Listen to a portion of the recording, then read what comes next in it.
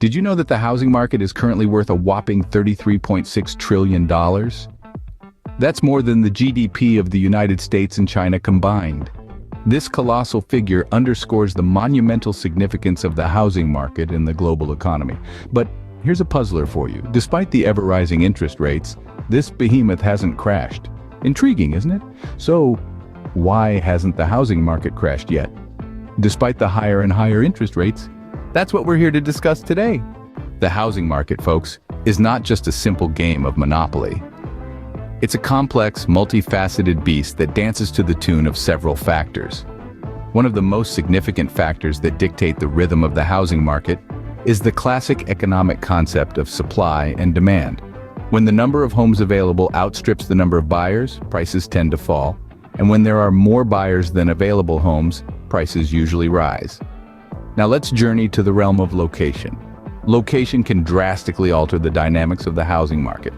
A beachfront property in Miami, for instance, will command a different price than a similar house in the middle of a landlocked state. The amenities available, the quality of local schools, and even the weather can influence the desirability of a location, and consequently, the housing prices.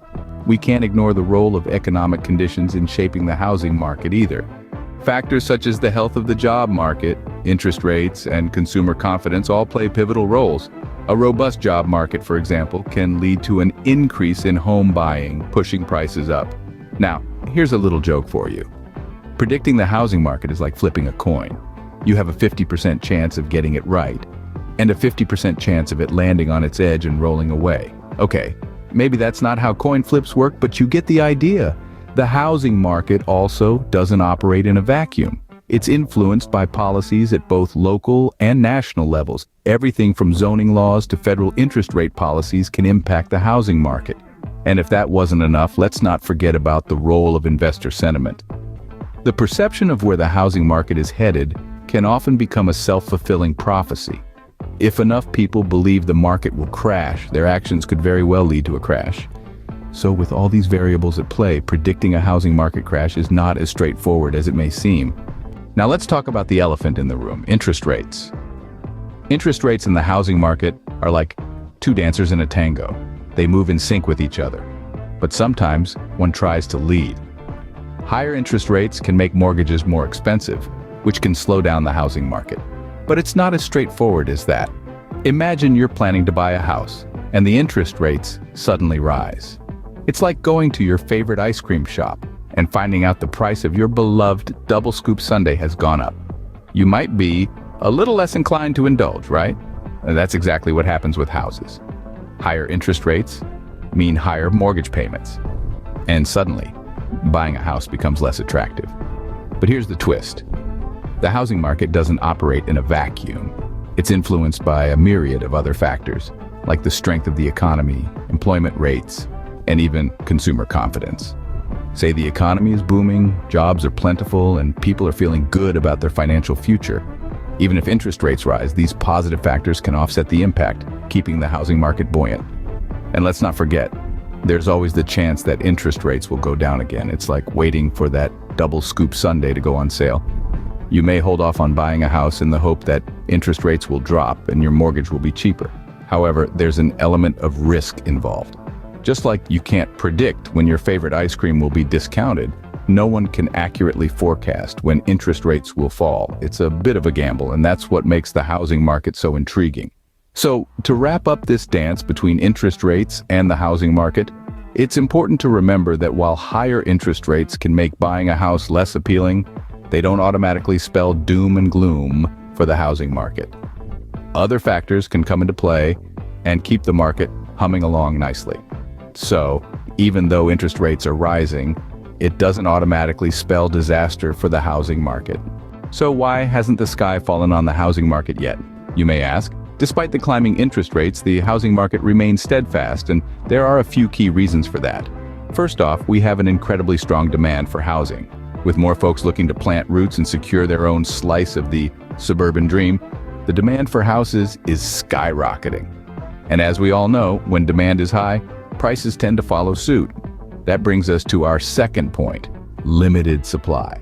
Building new homes is not an overnight task. It takes time, resources and land, and in many areas, land is becoming a scarce commodity. So we have a situation where demand is high and supply is low.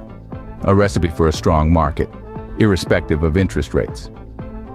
Thirdly, we can't ignore the role of economic growth. As the economy grows, so do people's wallets. This growth means more people can afford to buy, even with higher interest rates. And let's not forget about inflation. When prices rise, so does the cost of rent. This nudges more people towards buying, keeping the demand for homes up. But wait, don't let this information just pass you by. If you're finding this useful and want to stay updated on the housing market trends, go ahead and hit that subscribe button. Now, let's address the elephant in the room. The interest rates. Yes, they're climbing, but it's not the end of the world. Remember, interest rates are just one piece of a much larger puzzle. They can influence the market, but they don't determine its fate. As long as demand remains strong, supply stays limited, and the economy keeps growing, the housing market will hold its ground. So while the interest rates are up, it's not all doom and gloom for the housing market. In fact, it seems to be weathering the storm quite well, wouldn't you say? So, when can we expect the housing market to finally crash? Now that's the million-dollar question, isn't it? Predicting a market crash is a bit like trying to guess what color socks your neighbor will wear tomorrow. You might have a hunch based on previous patterns, but at the end of the day, it's anyone's guess. And if your neighbor is anything like mine, they're just as likely to surprise you with a pair of polka-dotted socks as they are to stick with their usual solid black. But let's get serious.